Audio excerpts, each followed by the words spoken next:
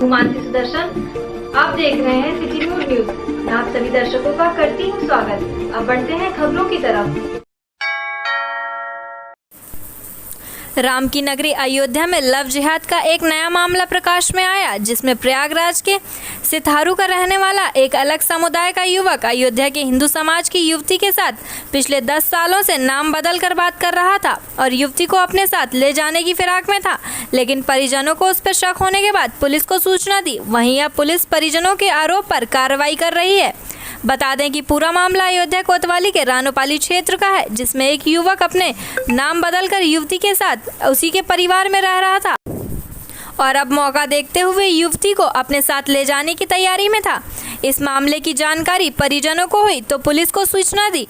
Police ने युवक को गिरफ्तार कर लिया है। शक के आधार पर पुलिस को सूचना दी गई थी, जिस पर पुलिस ने युवक को चौकी में लाकर पूछताछ की। युवक ने अपना नाम शहबाज खान निवासी सितारू इलाहाबाद सामने आया, जिसके बाद पुलिस ने युवक के खिलाफ विधिक कार्रवाई शुरू कर दी। इस मामले की जानकारी मिलते ही हनुमानगढ़ी के पुजारी राजू दास भी मौके पर पहुंच गए। इस दौरान युवती के परिजनों का कहना है कि युवक ने परिजनों से अपना नाम राज सक्सेना बताया था और हिंदू बनकर रहा था।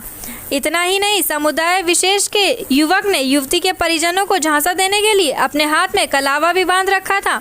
वहीं हनुमानगढ़ी के पुजारी राजू दास भी पुलिस चौकी पहुंच गए, जहां उन्होंने समुदाय विशेष के युवक के खिलाफ कठोर कार्रवाई करने की मांग की है। उन्होंने कहा है कि पूरे प्रदेश समेत देश में लव जिहाद का मामला जोरों पर है।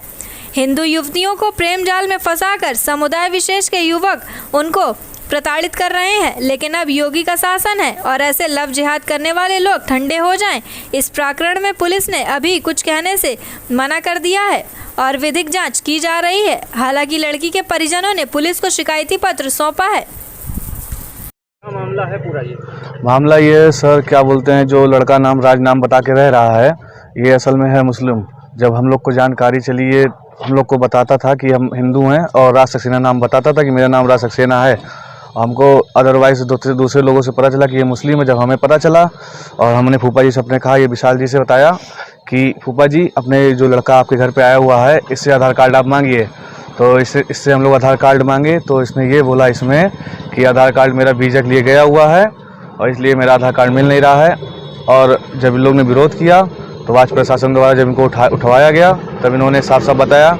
और लड़की है नाबालिग, लड़की का एज है 1 तारीख 11 महीना 2006 डेट ऑफ बर्थ है और है नाबालिग। उसको गुमराह करके ये लड़का ले जा रहा था और ये है मुस्लिम।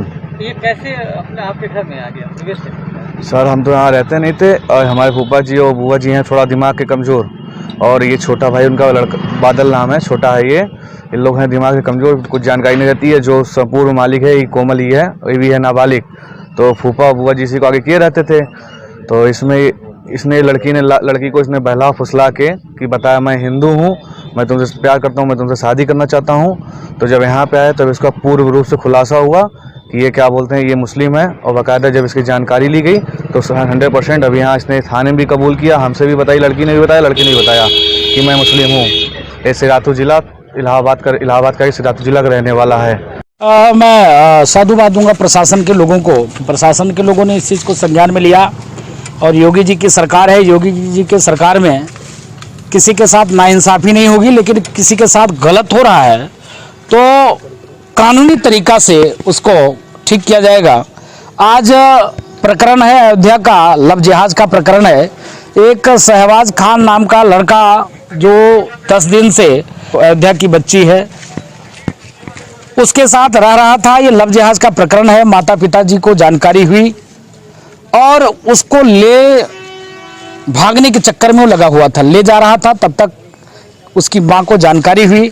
माँ ने पूछा क्या है कैसे, कहीं से नाम पता चल गया। जब एड्रेस पता पूछा तो माँ को शक हुआ। माँ कही कि मुस्लिम लड़का है, इसके साथ उसके घर नहीं जाना है। और वो लेकर निकलने के प्रयास में थी तो माँ जो है भाग के आई चौकी, और चौकी आने के बाद एप्लीकेशन दिया और कार्रवाई, विधिक कार्रवाई हो रही है। उसको अभी FIR उसके खिलाफ होगी, दर्ज होगा क्योंकि माँ ने एप्लीकेशन दिया है। लड़की नाबालिग भी है और इसके साथ साथ ये बहुत संगीन मामला है। पूरे प्रदेश में, पूरे देश में लव जिहाद का प्रकरण चल रहा है। मैं इसको लव जिहाद के ही तहत इसको मानता हूँ, क्योंकि जिस प्रकार से मैं पूछना चाहता हूं, क्या उन मुस्लिम नौजवान से, क्या अगर तुम्हारे बहन के साथ मैं महंत राजू दास तुम्हारे घर में एक सप्ताह होता और तुम्हारे बहन के साथ अगर ऐसा करता, उस तुम्हारे बहन को ले जाने का प्रयास करता, तो तुम क्या करते मेरे साथ? तुम्हारे ऊपर क्या बीतती? तुम्हारे माँ बाप के ऊपर क्या बीतती? कम से कम ये तो सोचो। सद्बुद्धि आए मुस्लिम धर्मगुरु तुम लोगों के ऊपर, कम से कम तुम अपने बच्चे को समझा नहीं पा रहे हो। इस प्रकार के जो है षड्यंत्र करके और हिंदू बहनों को बहलाकर फुसलाकर लव जिहाद के चक्कर में फंसाकर और जिस प्रकार से प्रताड़ना और पीड़ा देते हो, दुर्भाग्यपूर्ण है। तो इसके नाते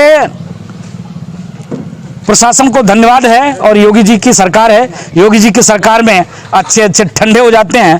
तो ये लव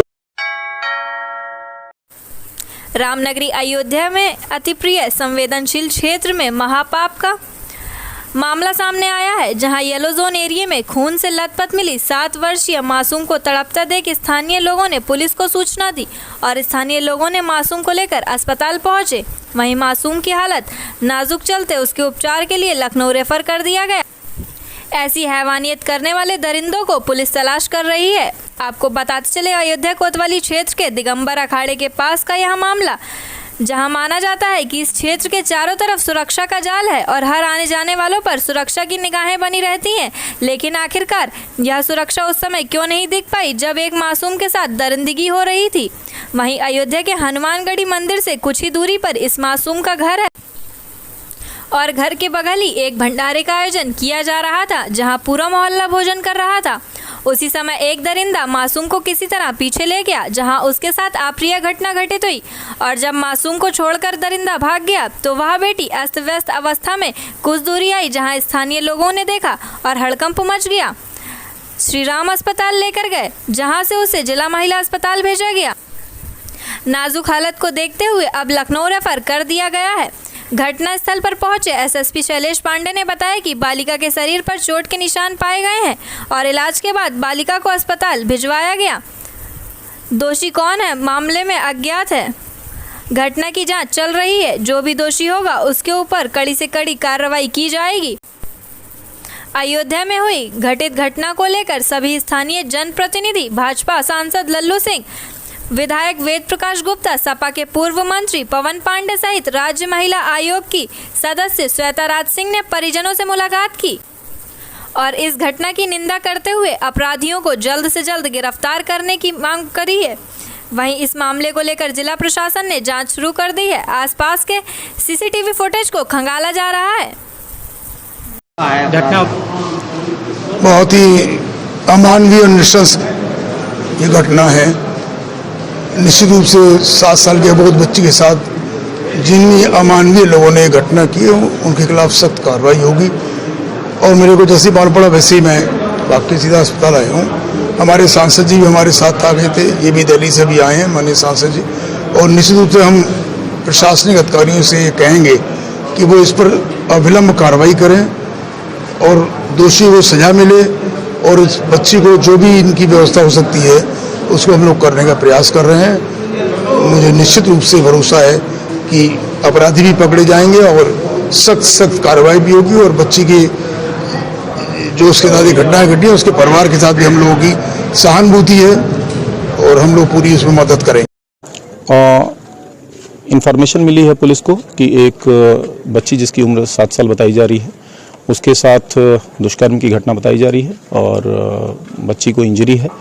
उसको इलाज हेतु हॉस्पिटल भेजा गया है। अभी ये मामला अज्ञात में है, अभी किसी के बारे में भी जानकारी नहीं मिली है। हम लोग घटना की छानबीन कर रहे हैं।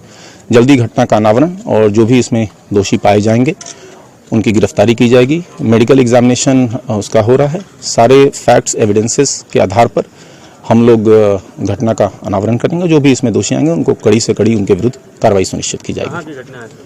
ये थाना कोतवाली अयोध्या क्षेत्र में एक भंडारा चल रहा था, उसके पास की घटना है। भैया देखिए ऐसा हम लोग मौके पे आए और जो मौके पे देखा गया तो जो हो सके अपनी मदद के क्षमता अनुसार तुरंत गाड़ी से ला करके अपने दोस्तों भाइयों को मदद किया है। अपना विक्की भाई था, मित्र है ना, और उमेश यादव था। सब लोग मैंने फ़ोन किया, उमेश को फ़ोन किया, विक्की आया। विक्की चूँकि हम लोग बचपन के मित्र हैं और उस दौरान जो हो सकता है भरपूर मदद मिल रही है। और मैं यही चाहूँगा कि जो आरोपी हैं उनके पास सख्त से सख्त कार्रवाई हो। सरकार से क्या मांग करते हैं आप? सरकार से जो भी है बच्चे के प्रति अच्छी एक सद्भावना होनी चाहिए। उसको एक जो सुदृढ़ व्यवस्था चिकित्सा से लेके आर्थिक की व्यवस्था जो हो सकती है वो किया जाए, बस और क्या। तो जो कि ये सरकार अगर कर रही है तो उसको होना भी सुनिश्चित होना चाहिए। किस तरह आपको पता चला कैसे आप महाराज जी किस जगह आपको बच्ची मिली और किस स्थिति में मिली और देखिए भैया, इसके ऊपर मैं ज़्यादा कमेंट नहीं करना चाहता हूँ। आप सबको भी इतना करने की जरूरत नहीं। मैं एक छोटी सी लाइन कहूँगा। मौके पे घटनाक्रम पे जब ये मालूम चला कि हाँ इस तरह से घटना हुई है तो वहाँ पे जा करके बच्चे को उठा करके मेरा जो दायित्व था अपनी गाड़ी पे बैठाया स्कॉर्पियो पे लेके श्राम देकर उसके बाद वहाँ पे रेफर किए, मैंने यहाँ लेके चले आया। महाराज जी की जगह घटना है, कहाँ का मामला है? खाकी अखाड़ा के में प्रोग्राम था। हम लोग यहाँ महिला चिकित्सालय में मौजूद हैं। डॉक्टर ऊपर अपना उस बच्ची की जो ज़रूरत है, जो फ्रस्ट्रेट होना चाहिए, सारी चीज़ कर रहे हैं। अब सारी जानकारी निकल के आने के बाद ही कुछ कह सकते हैं, लेकिन ये बहुत दुर्भाग्यपूर्ण है। इतना ही कहना चाहता हूँ कि जो भी लोग दोषी हों, जिन्होंने इस दुर्भाग्यपूर्ण घटना को अंजाम दिया है, उनके खिलाफ कड़ी से कड़ी कार्रवाई हो और बच्ची का अच्छे से इलाज हो जाए, बच्ची स्वस्थ हो जाए, ये भगवान से प्रार्थना करते हैं। और दोषियों के साथ कड़ी से कड़ी कार्रवाई होनी चाहिए, हम प्रशासन शासन से मांग करते हैं। ऐसे में अगर अयोध्या विधानसभा की बात करें, अयोध्या की बात है, तो ऐसे की घटना में क्या अब ये दुर्भाग्यपूर्ण है। इसके बारे में किसी भी घर परिवार की कोई बच्ची हो, कहीं भी बच्ची के साथ कोई घटना हो तो दुर्भाग्यपूर्ण है। और इसके बारे में जितना भी कहा जाए शब्द नहीं कहने के लिए, बस भगवान से प्रार्थना है कि बच्ची ठीक हो जाए। और जो भी दोषी हैं, जिन्होंने भी गलत काम किया, उनके साथ कड़ी से कड़ी कार्रवाई होनी चाहिए, उन्हें कड़ी सजा मिलनी चाहिए, यही हम लोग चाहते हैं। अभी तक प्रशासन का कोई बड़ा अधिकारी यहाँ मौके पर नहीं पहुँचा, किस दृष्टि से देख रहे हैं इसको आप? अब 45 मिनट से तो मैं खुद ही आऊँ और प्रशासन के लोग अब अभी नई सरकार है, क्या टिप्पणी करें इस बारे में। लेकिन ये इनकी संवेदना शून्य अधिकारी हैं। 45 मिनट से मैं खुद यहाँ मौजूद हूँ और इतनी बड़ी घटना हो गई, इतना जघन्य अपराध हुआ है, और अगर कोई नहीं दिख रहा तो इससे बड़ा संवेदन शून्यता का उदाहरण प्रशासन का दूसरा नहीं हो सकता। एक चीज़ और, जैसे बताया जा रहा है कि परिवार की हालत, आर्थिक स्थिति खराब है, यहाँ तक ला पाने में भी वो लोग सक्षम नहीं थे। एक महाराज जी थे, महाराज जी का सूरज दास जी अपनी गाड़ी से ले गए बच्ची को, पहले श्री राम अस्पताल, फिर वहाँ से यहाँ पर लेकर के आए हैं। उसका परिवार, उसके पिता बहुत गरीब हैं, डेली काम करते हैं, डेली कमाने खाने वाले लोग हैं। बहुत ही गरीब परिवार की और एक गरीब ब्राह्मण परिवार की बच्ची है, बहुत दुर्भाग्यपूर्ण है। तो क्या अगर यहाँ इलाज की स्थिति ऐसी नहीं है तो क्या हायर सेंटर पे ले जाने की अब अभी डॉक्टर साहब ऊपर हैं, कर रहे हैं। अगर डॉक्टर ये बताएंगे कि वो दवा इलाज में अक्षम है तो निश्चित रूप से जो भी आगे करना पड़ेगा। एमएलसी चुनाव के लिए अधिसूचना जारी कर दी गई है। फैजाबाद अंबेडकर नगर एमएलसी चुनाव के लिए भी नामांकन प्रक्रिया शुरू हो गई है।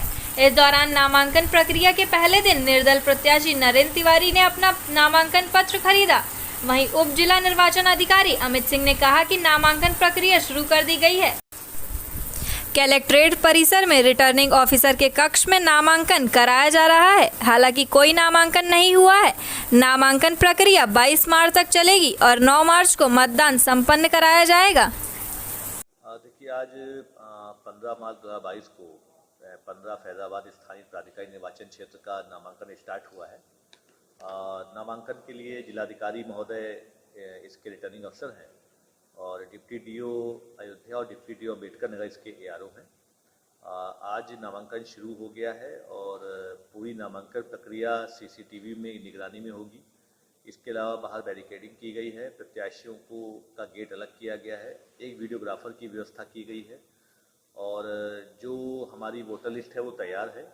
और आज अभी एक प्रत्याशी जो है वो अपना नामांकन सेट ले गए हैं, क्योंकि नामांकन की अंतिम तिथि 22 मार्च 2022 अपराह्न 3 बजे तक है। आज के लिए बस इतना ही। कल फिर मिलेंगे इसी समय इसी चैनल पर। अब हमें दीजिए इजाजत। नमस्कार।